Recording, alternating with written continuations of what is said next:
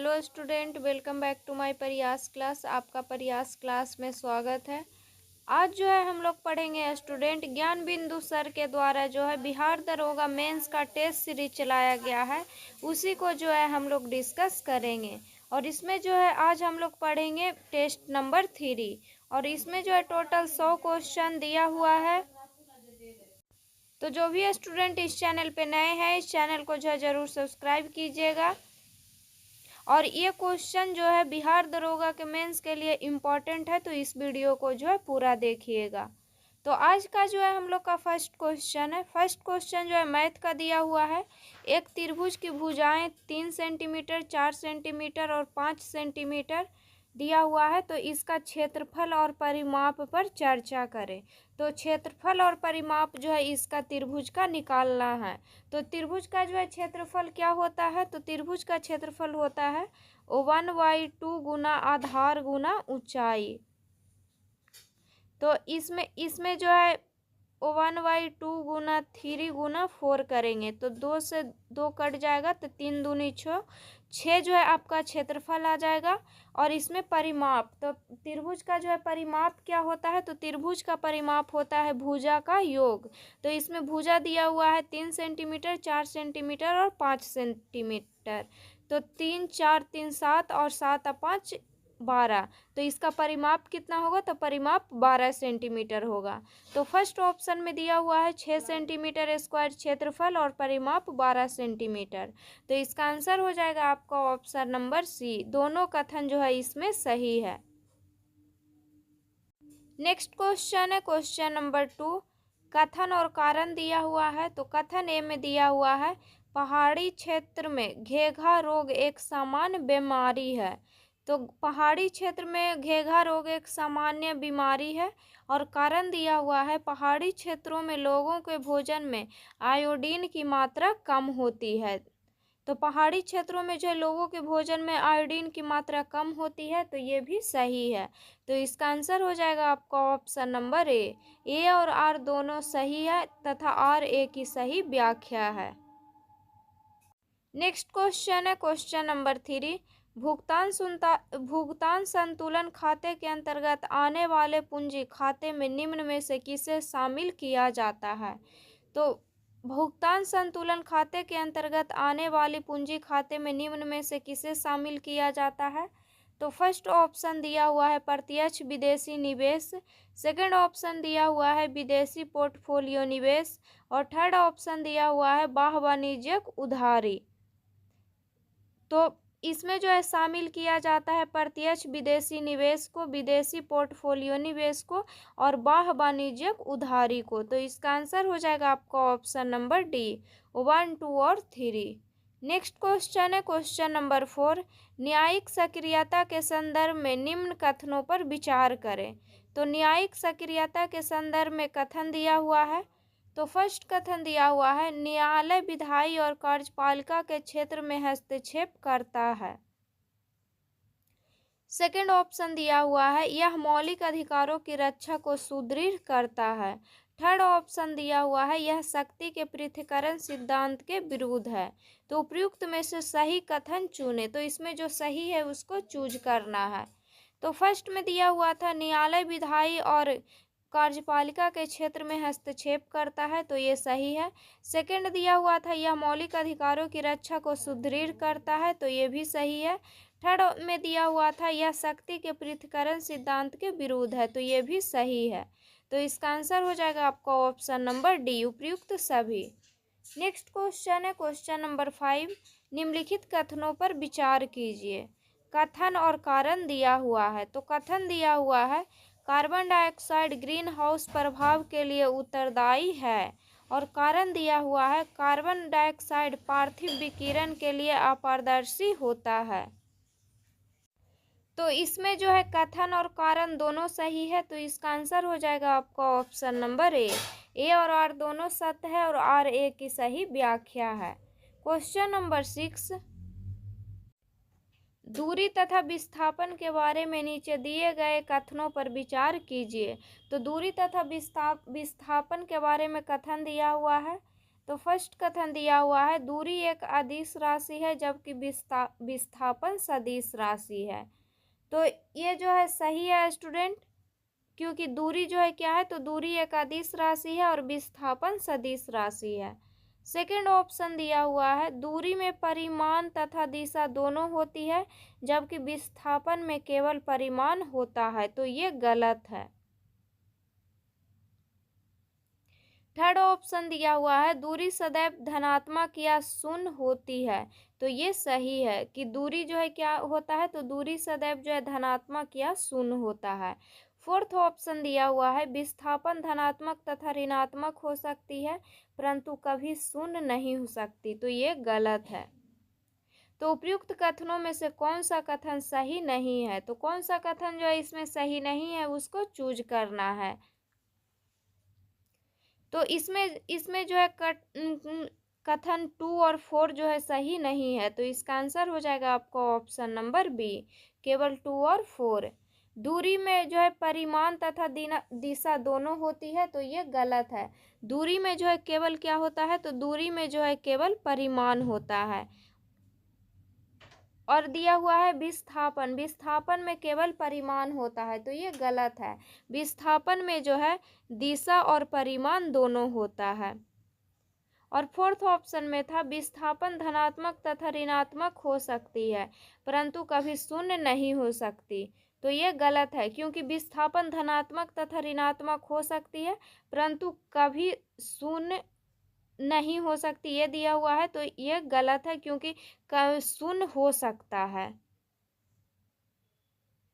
Next question है question number 7 जो है मैथ का क्वेश्चन है, तो इसका आंसर हो जाएगा आपका ऑप्शन नंबर ए। नेक्स्ट क्वेश्चन है क्वेश्चन नंबर 8, इंग्लैंड के प्रधानमंत्री ग्रेन बिले ने किस वर्ष स्टॉम्प एक्ट पारित किया, तो इंग्लैंड के प्रधानमंत्री ग्रेन बिले ने जो है 1765 ईस्वी में स्टॉप एक्ट पारित किया है, तो इसका आंसर हो जाएगा आपका option number B. Question number 9, निम्नलिखित कथनों पर विचार कीजिए। तो फर्स्ट कथन दिया हुआ है लाल बहादुर शास्त्री की समाधि विजय घाट को 1965 के युद्ध में जीत के प्रतीक के रूप में जाना जाता है। और सेकंड कथन दिया हुआ है शंकर दयाल शर्मा का समाधि स्थल करम भूमि है, तो उपयुक्त में से कौन सा कथन सही है, तो इसमें जो है कौन सा कथन सही है उसको चूज करना है। तो लाल बहादुर शास्त्री की समाधि विजय घाट को 1965 के युद्ध में जीत के प्रतीक के रूप में जाना जाता है, तो ये सही है। शंकर दयाल शर्मा का समाधि स्थल करम भूमि है, तो ये भी सही है, तो इसका आंसर हो जाएगा आपका ऑप्शन नंबर सी। 1 और 2 दोनों जो है इसमें सही है। नेक्स्ट क्वेश्चन है क्वेश्चन नंबर 10 मैथ का क्वेश्चन है, तो इसका आंसर हो जाएगा option number C. Question number 11, स्तंभों को सुमेलित कीजिए, तो इसको जो है मिलान करना है, तो समूह 1 को समूह 2 से मिलान करना है। तो फर्स्ट में दिया हुआ है हृदय, हृदय का जो है क्या कार्य है, तो हृदय का कार्य है पंप की तरह कार्य करने वाला अंग है हृदय। नेक्स्ट है धमनिया, धमनिया का क्या कार्य है, नेक्स्ट में दिया हुआ है धमनिया, धमनिया का क्या कार्य है, तो इसका कार्य है ऑक्सीजन युक्त रक्त का संचरण करती है धमनिया। नेक्स्ट है शिराएं, शिराएं का क्या कार्य है, तो शिराएं का कार्य है ऑक्सीजन रहित रक्त का संचरण करती है, तो इसका आंसर हो जाएगा आपका ऑप्शन नंबर ए। फर्स्ट का हो गया फर्स्ट, सेकंड का 3, थर्ड का 2। नेक्स्ट क्वेश्चन है क्वेश्चन नंबर 12, सूचीबद्ध को सूची 2 से सुमेलित कीजिए तथा सूचियों को नीचे दिए गए कूट से सही उत्तर चुनिए। तो फर्स्ट में दिया हुआ है भारतीय शस्त्र अधिनियम, भारतीय शस्त्र अधिनियम कब आया था, तो ये आया था 1878 ईस्वी में। नेक्स्ट है शाही पद अधिनियम, शाही पद अधिनियम कब आया था, तो ये आया था 1876 ईस्वी में। नेक्स्ट है भारत उच्च न्यायालय अधिनियम, भारत उच्च न्यायालय अधिनियम कब आया था, तो ये आया था 1861 ईस्वी में। नेक्स्ट है भारतीय विवाह विच्छेद अधिनियम, भारतीय विवाह विच्छेद अधिनियम आया था 1869 ईस्वी में, तो इसका आंसर हो जाएगा आपका ऑप्शन नंबर डी। फर्स्ट का हो गया 2, सेकंड का 1, थर्ड का 4 और फोर्थ का 3। नेक्स्ट क्वेश्चन है क्वेश्चन नंबर 13, निम्नलिखित में से कार्य की बीमा क्या है। तो कार्य का जो है इसमें बीमा क्या है, तो ये कार्य का बीमा है ML2T/-2। तो इसका आंसर हो जाएगा option number C. Question number 14, निम्नलिखित में से कौन सा कथन असत्य है। तो कौन सा कथन जो है इसमें गलत है। तो फर्स्ट कथन दिया हुआ है आधुनिक कंप्यूटर की खोज सर्वप्रथम 1956 में हुई। तो ये जो है गलत है स्टूडेंट। आधुनिक कंप्यूटर की खोज जो है सर्वप्रथम 1956 में नहीं हुआ था।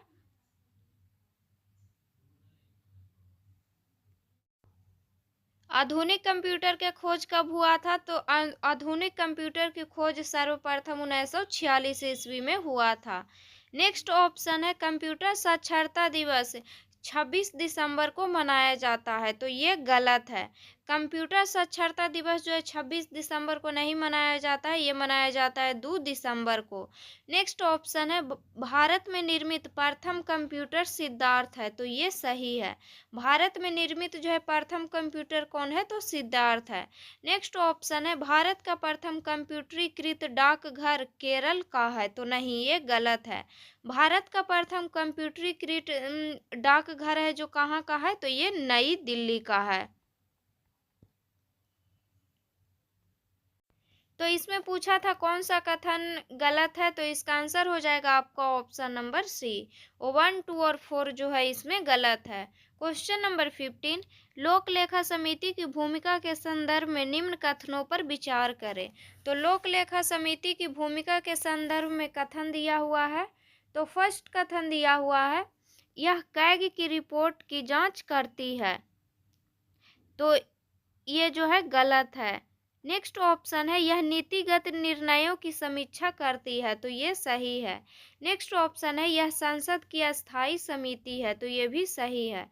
तो इसमें पूछा है निम्नलिखित में से सही कथन को चुने। तो इसका आंसर हो जाएगा आपका ऑप्शन नंबर बी। 1 और 3 जो है इसमें सही है। सॉरी स्टूडेंट, इसमें जो है फर्स्ट ऑप्शन था यह कैग की रिपोर्ट को जांच करती है। तो ये सही था।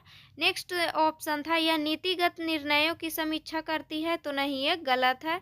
नेक्स्ट ऑप्शन था यह संसद की अस्थायी समिति है। तो ये सही है। तो इसका आंसर हो जाएगा आपका ऑप्शन नंबर बी। इसमें 1 और 3 जो है सही है। नेक्स्ट क्वेश्चन है क्वेश्चन नंबर 16, भूमंडलीकरण का प्रमुख आधार है। तो भूमंडलीकरण का प्रमुख आधार क्या है, तो इसका प्रमुख आधार है भौतिकवादी दर्शन। क्वेश्चन नंबर 17 जो है रीजनिंग का क्वेश्चन है। तो इसका आंसर हो जाएगा option number C. Question number 18, Sindhu घाटी सभ्यता के संदर्भ में निम्नलिखित में से कौन सा कथन सही है। तो सिंधु घाटी सभ्यता के संदर्भ में कथन दिया हुआ है और इसमें जो है कौन सा कथन सही है उसको चूज करना है। तो फर्स्ट कथन है यह प्रमुखतः धर्मनिरपेक्ष सभ्यता थी और धार्मिक तत्वों के मौजूद होने के बावजूद धर्म जीवन पर हावी नहीं था। तो ये सही है। सेकेंड ऑप्शन है यह इस सभ्यता के दौरान भारत में कपड़े बनाने के लिए कपास का उपयोग किया जाता था। तो ये भी सही है। तो इसमें जो है सही पूछा था। तो इसका आंसर हो जाएगा आपका ऑप्शन नंबर सी। 1 और 2 दोनों जो है इसमें सही है। नेक्स्ट क्वेश्चन है क्वेश्चन नंबर 19, शेरशाह सूरी के संबंध में असत्य कथन का चयन कीजिए। तो शेरशाह सूरी के संदर्भ में कथन दिया हुआ है और इसमें जो गलत है उसको चूज करना है। तो फर्स्ट कथन दिया हुआ है इनके काल में भूमि माप के लिए गज ए सिकंदरी का प्रयोग किया जाता था। तो ये सही है। सेकेंड ऑप्शन है इन्होंने सर्वप्रथम सासाराम में कबूलियत एवं पट्टा प्रणाली का शुभारंभ किया। तो ये भी सही है। थर्ड ऑप्शन है इनके काल में भू राजस्व की दर कुल उपज का 1/7 भाग था। तो ये गलत है, क्योंकि इनके समय में जो है भू राजस्व की दर कुल उपज का 1/3 भाग था, ना कि 1/7 भाग था। नेक्स्ट ऑप्शन है इन्होंने पाटलिपुत्र को पटना के रूप में पुनः स्थापित किया। तो ये सही है। तो इसमें जो है गलत कथन को चूज करना था। तो इसका आंसर हो जाएगा option number C. Next question है क्वेश्चन नंबर 20, निम्नलिखित में से असत्य युग्म को चुनिए। तो इसमें जो गलत है उसको चूज करना है। तो फर्स्ट दिया हुआ है भारत का सबसे पश्चिमी बिंदु कच्छ है, तो ये गलत है, क्योंकि भारत का जो है सबसे पश्चिमी बिंदु कच्छ नहीं है, सबसे पश्चिमी बिंदु है गुहार मोती। कौन है? गुहार मोती है। तो इसका आंसर हो जाएगा आपको ऑप्शन नंबर ए, क्योंकि इसमें जो है गलत था उसको चूज करना था। नेक्स्ट ऑप्शन में है भारत का सबसे पूर्वी बिंदु किबिथु। तो भारत का सबसे पूर्वी बिंदु कौन है? तो किबिथु है। थर्ड ऑप्शन में दिया हुआ है भारत का सबसे उत्तरी बिंदु इंदिरा कौल। तो ये सही है। नेक्स्ट ऑप्शन है भारत का सबसे दक्षिणी बिंदु। तो भारत का सबसे दक्षिणी बिंदु पिग्मेलियन पॉइंट है, तो ये भी सही है।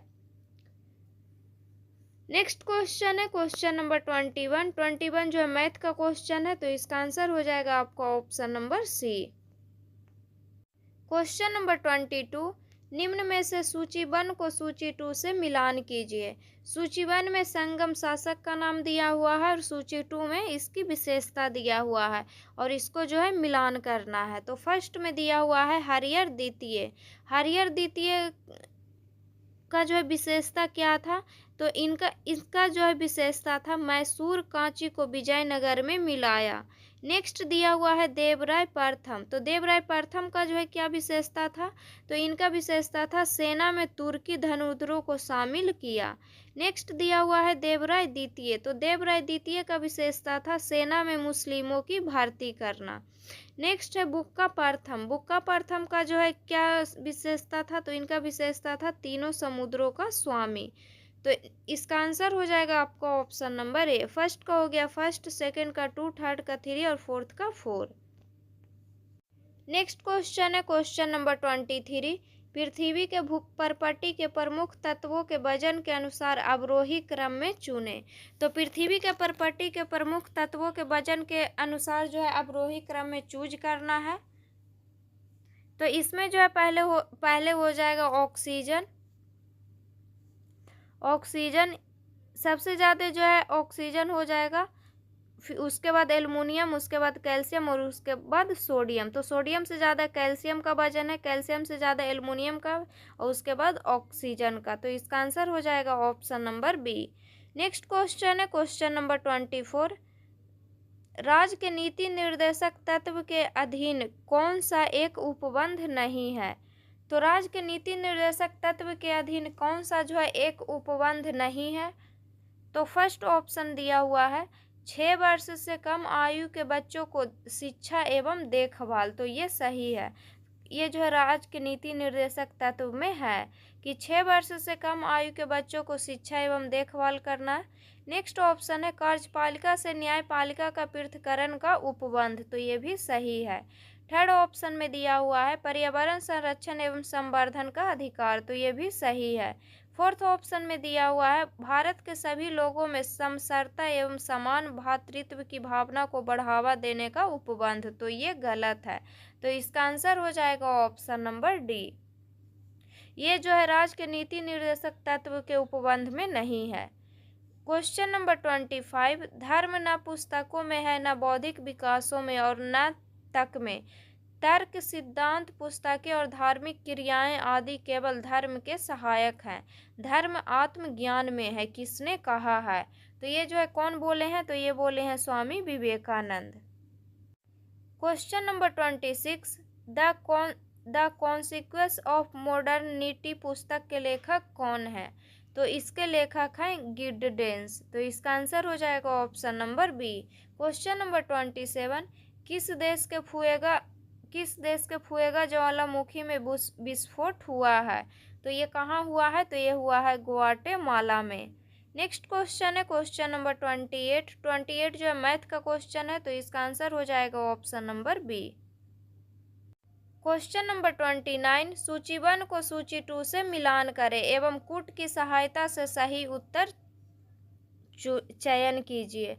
तो सूची 1 को जो है सूची 2 से मिलान करना है। तो सूची 1 में फर्स्ट में दिया हुआ है फेदोमीटर।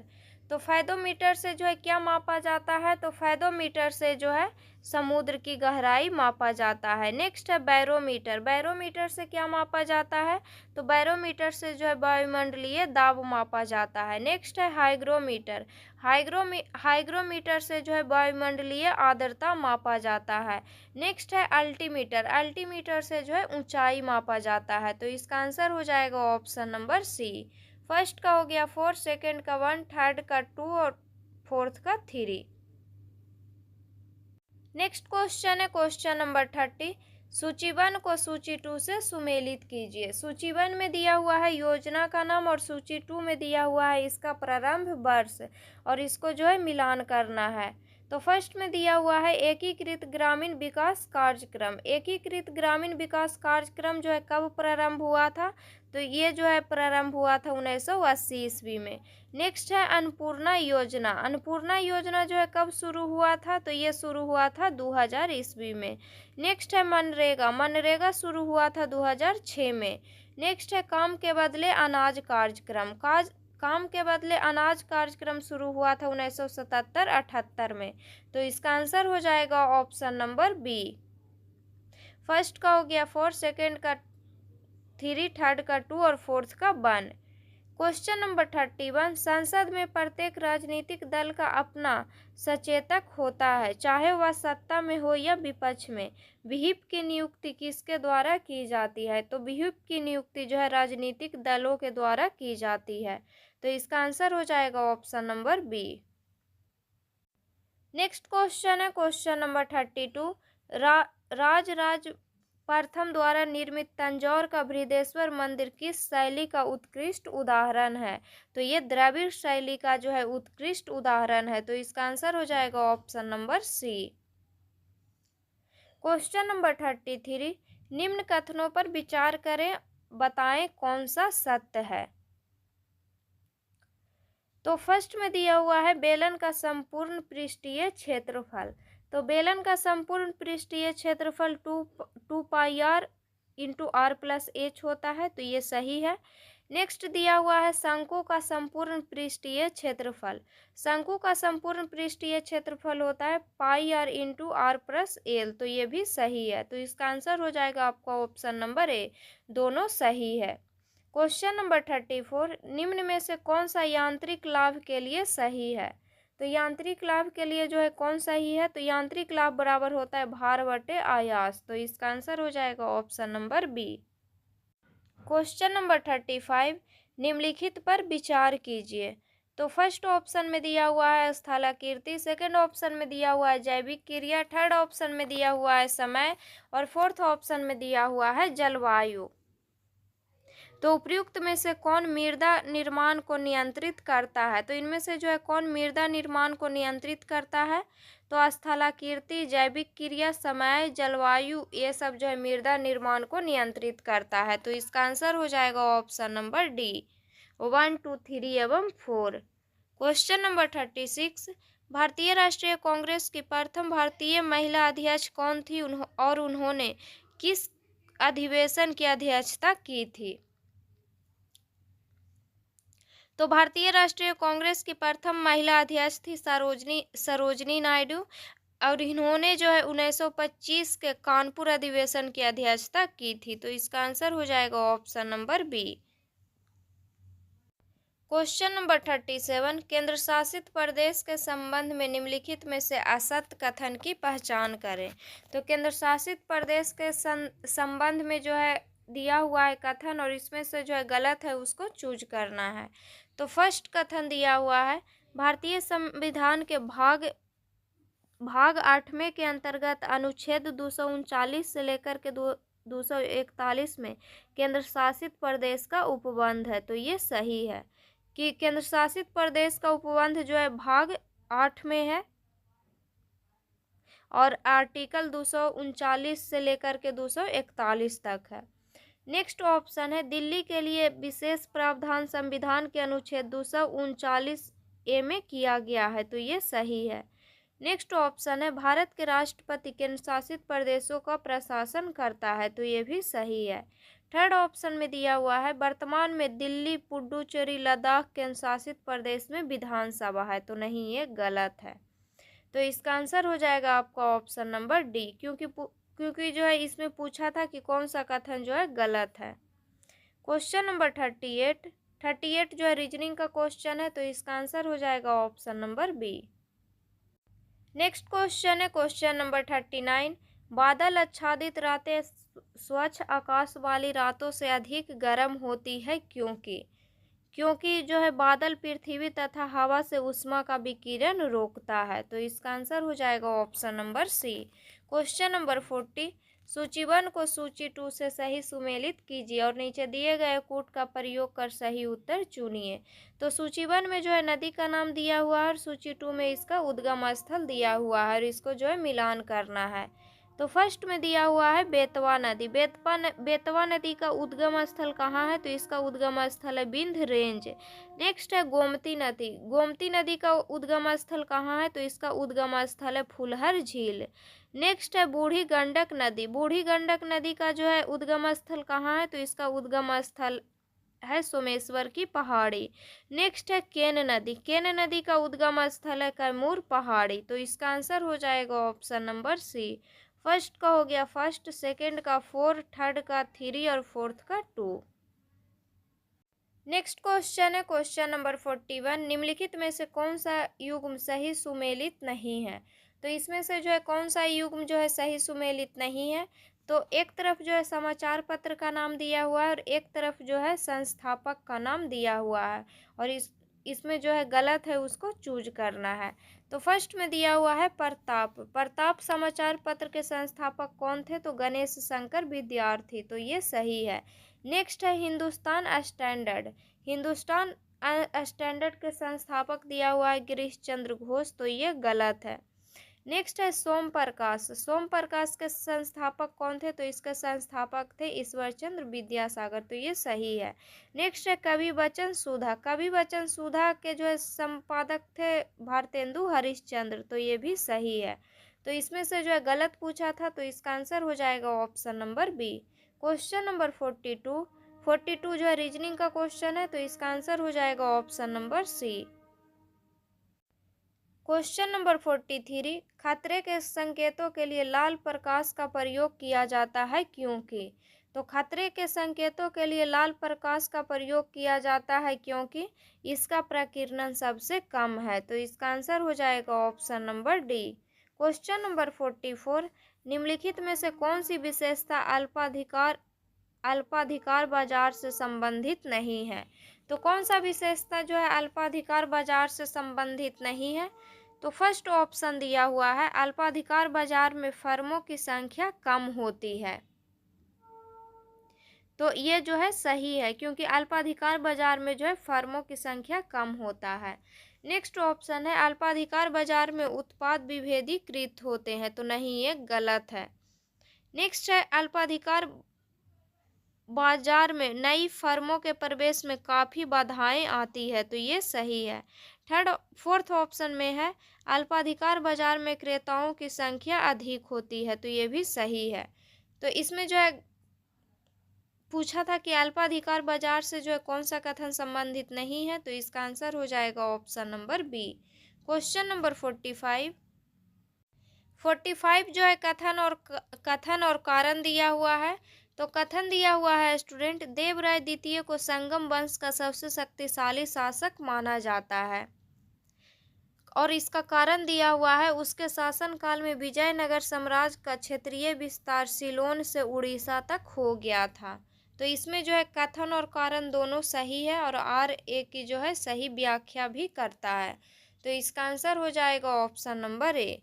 क्वेश्चन नंबर 46, शब्द आइसोफाइट किसे संदर्भित करता है। तो शब्द आइसोफाइट जो है वनस्पतियों की समान ऊंचाई वाले स्थानों को मिलाने वाली रेखा को कहते हैं, तो इसका आंसर हो जाएगा option number B.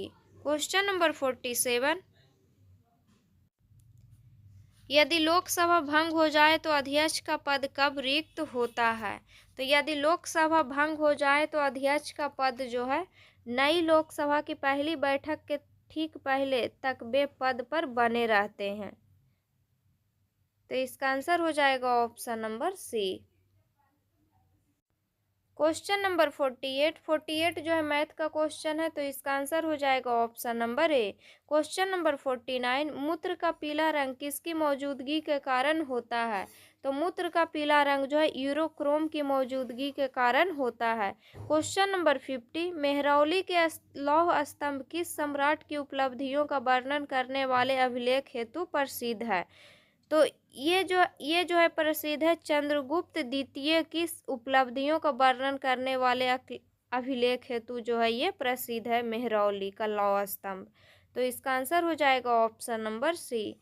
Question number 51, जैव विविधता को अल्फा बीटा और गामा नामक श्रेणियों में किसने विभाजित किया था? तो जैव विविधता को जो है अल्फा बीटा और गामा नामक श्रेणियों में जो है R.H. व्हिटकर ने जो है विभाजित किया था। तो इसका आंसर हो जाएगा option number C. Question number 52, Pyrenees पर्वत किन दो देशों के मध्य सीमा का निर्धारण करता है? तो पेरेनीज पर्वत जो है फ्रांस एवं स्पेन के बीच जो है सीमा का निर्धारण करता है। तो इसका आंसर हो जाएगा option number C. Question number 53 जो है मैथ का क्वेश्चन है, तो इसका आंसर हो जाएगा option number D. Question number 54, G20 शिखर सम्मेलन 2025 की थीम क्या थी? तो G20 शिखर सम्मेलन 2025 का जो है थीम था एकजुटता, समानता और स्थिरता। तो इसका आंसर हो जाएगा option number A. Question number 55, the man who divided India नामक पुस्तक के लेखक कौन हैं? तो इस पुस्तक के लेखक हैं रफीक जकारिया। तो इसका आंसर हो जाएगा option number D. Question number 56, cement में जिप्सम क्यों मिलाया जाता है? तो सीमेंट में जिप्सम जो है सीमेंट के जमने में विलंब के लिए मिलाया जाता है। तो इसका आंसर हो जाएगा option number B. Question number 57, Chola काल में प्रचलित साला भोग क्या थी? तो चोल काल में प्रचलित साला भोग क्या था? तो ये था भूमि का प्रकार। तो इसका आंसर हो जाएगा option number D. Next question है क्वेश्चन नंबर 58 जो है रीजनिंग का क्वेश्चन है, तो इसका आंसर हो जाएगा option number C. Question number 59, Bharat का राष्ट्रीय धरोहर पशु कौन सा है? तो भारत का राष्ट्रीय धरोहर पशु है एशियाई हाथी। क्वेश्चन नंबर 60, पूर्ण आंतरिक परावर्तन की घटना तब होती है जब?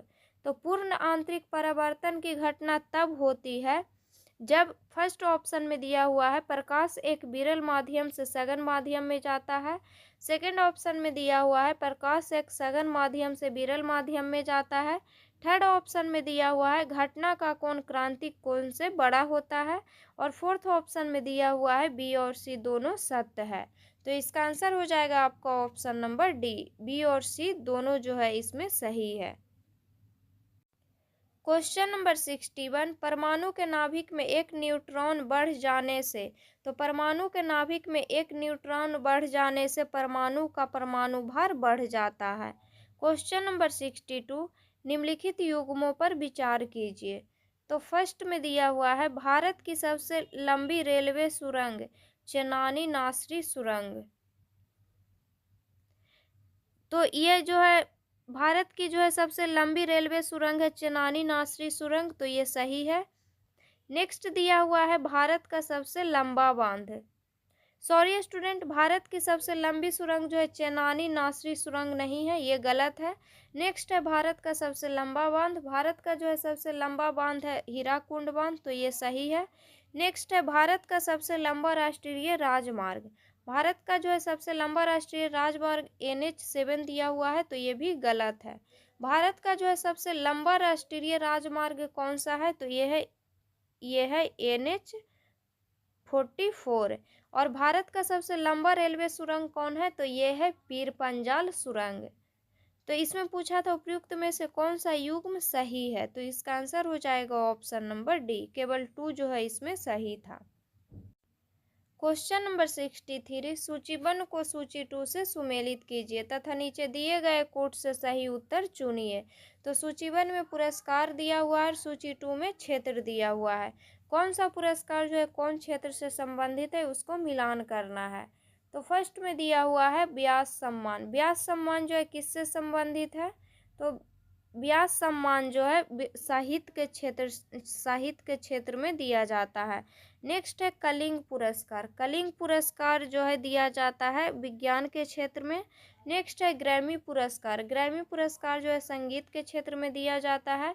नेक्स्ट है ऑस्कर पुरस्कार। ऑस्कर पुरस्कार जो है फिल्म के क्षेत्र में दिया जाता है। तो इसका आंसर हो जाएगा ऑप्शन नंबर बी। फर्स्ट का 2, सेकंड का 1, थर्ड का 4 और फोर्थ का 3। क्वेश्चन नंबर 64, संघ राज्य क्षेत्र के उच्च न्यायालय का प्रावधान संविधान के किस अनुच्छेद में है? तो ये जो है आर्टिकल 241 में है। तो इसका आंसर हो जाएगा ऑप्शन नंबर ए। नेक्स्ट क्वेश्चन है क्वेश्चन नंबर 65, संयुक्त राष्ट्र महासभा ने किस वर्ष को अंतर्राष्ट्रीय महिला कृषक वर्ष घोषित किया है? तो ये जो है घोषित किया है 2026 को।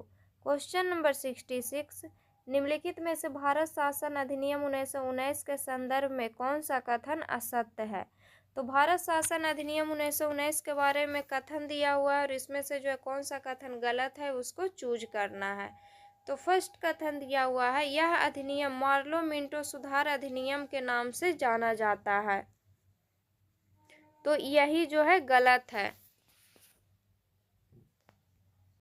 यह अधिनियम जो है मार्लो मिंटो सुधार अधिनियम के नाम से नहीं जाना जाता है। ये जो है मॉन्टेग्यू चेम्सफोर्ड सुधार अधिनियम के नाम से जाना जाता है। तो इसका आंसर हो जाएगा ऑप्शन नंबर ए। क्योंकि जो है इसमें पूछा था कौन सा कथन गलत है। क्वेश्चन नंबर 67 जो है मैथ का क्वेश्चन है। तो इसका आंसर हो जाएगा option number A. Question number 68, मस्तिष्क का कौन सा हिस्सा सांस लेने को नियंत्रित करता है? तो ये करता है मेडुला। क्वेश्चन नंबर 69, निम्नलिखित में से कौन सा युग्म गलत सुमेलित है? तो इसमें जो है कौन सा युग्म जो है गलत सुमेलित है? तो फर्स्ट में दिया हुआ है वेल्थ ऑफ नेशंस। तो वेल्थ ऑफ नेशंस पुस्तक के लेखक है एडम स्मिथ। तो ये सही है। नेक्स्ट है दास कैपिटल। दास कैपिटल के लेखक हैं कार्ल मार्क्स। तो ये भी सही है। नेक्स्ट है प्रिंसिपल ऑफ इकोनॉमिक्स। तो प्रिंसिपल ऑफ इकोनॉमिक्स के लेखक है मार्शल। तो ये भी सही है। नेक्स्ट है हाउ टू पे फॉर बार। तो हाउ टू पे फॉर बार के लेखक रॉबिन्स दिया हुआ है। तो ये गलत है। तो इसका आंसर हो जाएगा option number D. Question number 70 जो है मैथ का क्वेश्चन है। तो इसका आंसर हो जाएगा option number B. Question number 71, बाल कृष्णन समिति का गठन किस उद्देश्य से किया गया था? तो बाल कृष्णन समिति का गठन जो है दिल्ली के प्रशासनिक ढांचे की समीक्षा के लिए किया गया था। क्वेश्चन नंबर 72, निम्नलिखित वंशों का सही कालानुक्रम नीचे दिए गए कूट से व्यवस्थित करें। तो वंश को कौन सा वंश जो है कब जो है सही इसको जो है कब कौन सा वंश जो है कब था उसको जो है कालानुक्रम में सजाना है।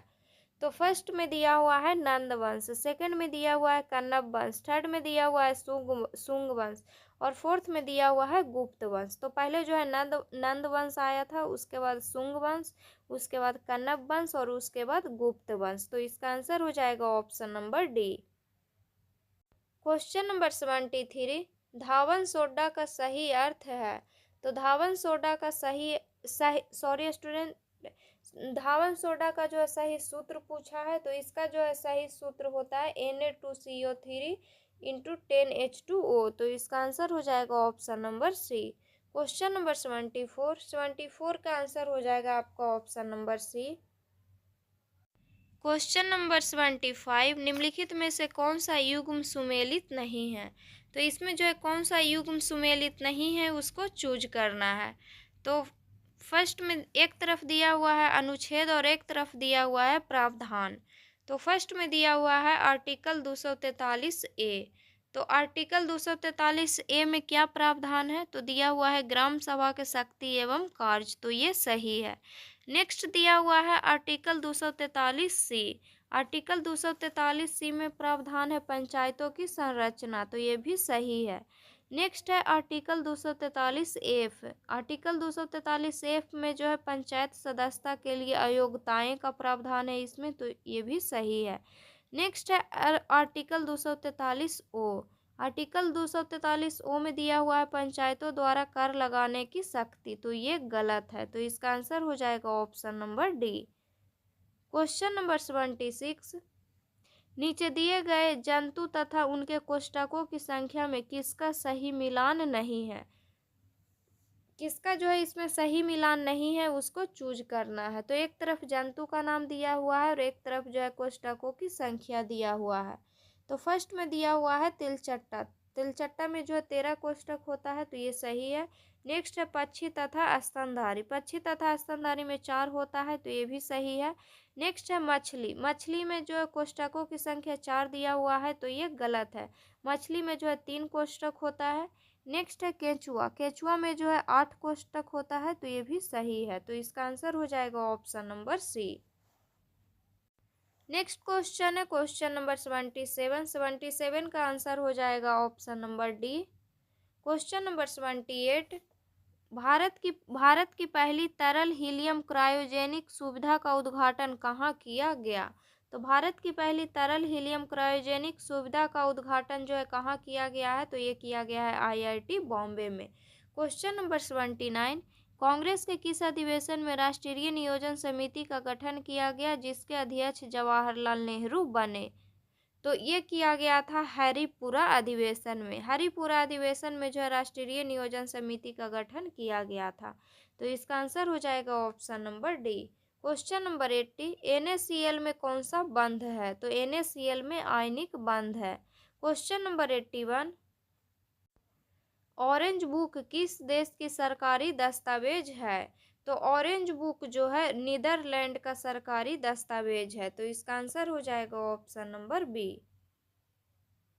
क्वेश्चन नंबर 82, साइनोकोबालामिन को भी कहा जाता है। तो साइनोकोबालामिन को जो है विटामिन B12 कहा जाता है। क्वेश्चन नंबर 83, भारत में मुद्रास्फीति मापने में किसका उपयोग किया जाता है। तो भारत में मुद्रास्फीति मापने में जो है फर्स्ट ऑप्शन में दिया हुआ है उपभोक्ता मूल्य सूचकांक, सेकंड ऑप्शन में दिया हुआ है थोक मूल्य सूचकांक, थर्ड ऑप्शन में दिया हुआ है GDP अवस्थी कारक और फोर्थ ऑप्शन में दिया हुआ है इनमें से सभी। तो भारत में जो है मुद्रास्फीति मापने में जो है उपभोक्ता मूल्य सूचकांक, थोक मूल्य सूचकांक और GDP अवस्थिति कारक, ये सब में जो है उपयोग आता है। तो इसका आंसर हो जाएगा option number D. Question number 84, निम्नलिखित में से किस राज्य की सीमा तेलंगाना राज्य को स्पर्श नहीं करती है। तो उड़ीसा की सीमा जो है तेलंगाना राज्य को स्पर्श नहीं करता है। तो इसका आंसर हो जाएगा option number B. Question number 85, NITI आयोग के संबंध में असत्य कथन को चुनिए। तो नीति आयोग के संबंध में जो है गलत कथन को चूज करना है। तो फर्स्ट कथन दिया हुआ है, नीति आयोग के गवर्निंग काउंसिल में सभी राज्यों के मुख्यमंत्री तथा संघ राज्य क्षेत्र के उप राज्यपाल या मुख्यमंत्री होते हैं। तो ये सही है। सेकंड ऑप्शन में दिया हुआ है, यह केंद्र सरकार के निर्देशानुसार राज्यों को वित्त आवंटित करता है। तो नहीं, ये गलत है। थर्ड ऑप्शन दिया हुआ है, यह सहकारी संघवाद को बढ़ावा देने के लिए बॉटम अप दृष्टिकोण को अपनाता है। तो ये भी सही है। और फोर्थ ऑप्शन दिया हुआ है, यह भारत सरकार के थिंक टैंक के रूप में कार्य करता है तथा रणनीतिक एवं तकनीकी सलाह प्रदान करता है। तो ये भी सही है। तो इसका आंसर हो जाएगा आपका ऑप्शन नंबर बी, क्योंकि इसमें पूछा था कि कौन सा कथन गलत है।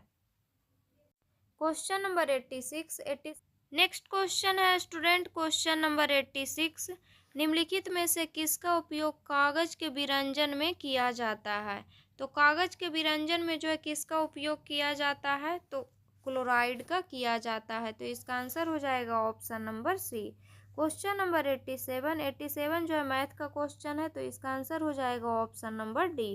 क्वेश्चन नंबर 88, नियॉन का बोरबरी नियम के अनुसार सही इलेक्ट्रॉनिक विन्यास है। तो नियॉन का जो है इलेक्ट्रॉनिक विन्यास पूछा है। तो नियॉन का इलेक्ट्रॉनिक विन्यास होता है 2 और 8। नेक्स्ट क्वेश्चन है क्वेश्चन नंबर 89, वर्तमान में भारत में कुल कितने भाषाओं को शास्त्रीय भाषा का दर्जा प्राप्त है। तो भारत में जो है 11 भाषाओं को जो है शास्त्रीय भाषा का दर्जा प्राप्त है। तो इसका आंसर हो जाएगा option number C.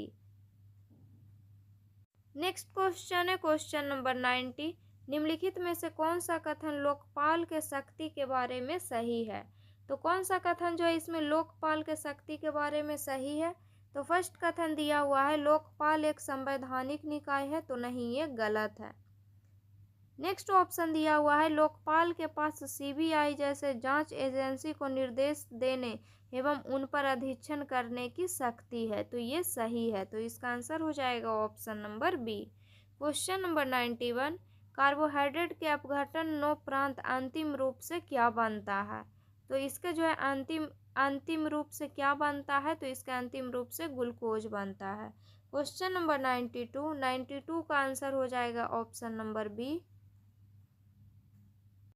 Next question है क्वेश्चन नंबर 93, मानसून की उत्पत्ति संबंधी तापीय सिद्धांत किसने प्रतिपादित किया? तो ये जो है प्रतिपादित किए थे एडमंड हैली, तो इसका आंसर हो जाएगा option number A. Question number 94 का आंसर होगा option number B. Next question है क्वेश्चन नंबर 95, सूचीबद्ध को सूची 2 से मिलान करें एवं कूट की सहायता से सही उत्तर का चयन करें। तो सूचीबद्ध में दिया हुआ है वैज्ञानिक का नाम और सूची 2 में दिया हुआ है खोज, और इसको जो है मिलान करना है। तो फर्स्ट में दिया हुआ है गोल्डस्टीन। गोल्डस्टीन जो है किसका खोज किए थे? तो गोल्डस्टीन जो है प्रोटॉन का खोज किए थे। नेक्स्ट है चैडविक। चैडविक जो है किसका खोज किए थे? तो चैडविक जो है न्यूट्रॉन का खोज किए थे। नेक्स्ट है जे थॉमसन। जे थॉमसन जो है इलेक्ट्रॉन का खोज किया था। नेक्स्ट है जॉन डाल्टन। जॉन डाल्टन जो है परमाणु सिद्धांत का खोज किया था। तो इसका आंसर हो जाएगा option number C.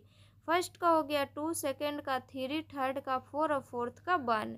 Question number 96, भारतीय संविधान की प्रस्तावना में कितने प्रकार की स्वतंत्रता की घोषणा की गई है?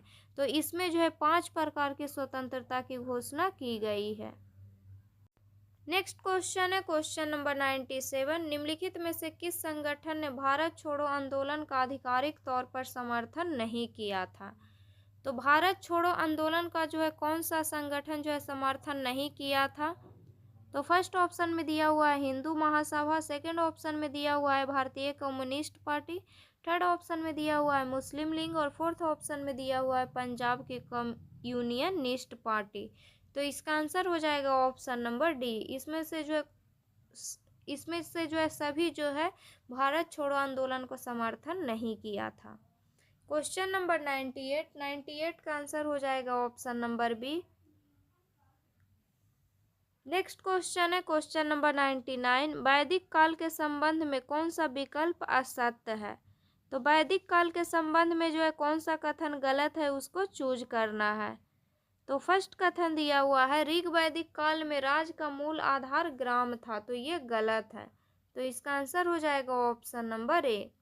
सेकंड ऑप्शन है ऋग वैदिक समाज में पितृसत्तात्मक समाज था, तो ये भी सही है। थर्ड ऑप्शन दिया हुआ है इस काल में विधवा विवाह की प्रथा प्रचलन में थी, तो ये भी सही है। फोर्थ ऑप्शन में दिया हुआ है उत्तर वैदिक काल में राजा का पद वंशानुगत हो गया था, तो ये भी सही है। नेक्स्ट क्वेश्चन है क्वेश्चन नंबर 100, निम्नलिखित में से हमारे शरीर के कौन से अंग हमें चलने फिरने में मदद करते हैं? तो फर्स्ट ऑप्शन दिया हुआ है हड्डी, सेकंड ऑप्शन में दिया हुआ है त्वचा, थर्ड ऑप्शन में दिया हुआ है मांसपेशी और फोर्थ ऑप्शन में दिया हुआ है अंग। तो नीचे दिए गए विकल्पों में से सही उत्तर चुनें। तो हमारे शरीर के जो है कौन से अंग हमें चलने फिरने में मदद करते हैं? तो हड्डी और मांसपेशियां जो है चलने फिरने में मदद करते हैं। तो इसका आंसर हो जाएगा ऑप्शन नंबर ए। तो इसमें जो है 100 क्वेश्चन था स्टूडेंट, तो इसको जो है हम लोग पढ़ चुके हैं। नेक्स्ट वीडियो में जो है हम लोग टेस्ट नंबर 4 को जो है हम लोग डिस्कस करेंगे। तो अगर वीडियो अच्छा लगे तो वीडियो को लाइक कीजिएगा और चैनल को सब्सक्राइब कीजिएगा, और जो भी स्टूडेंट इस चैनल पे नए हैं इस चैनल को जो है ज़रूर सब्सक्राइब कीजिएगा।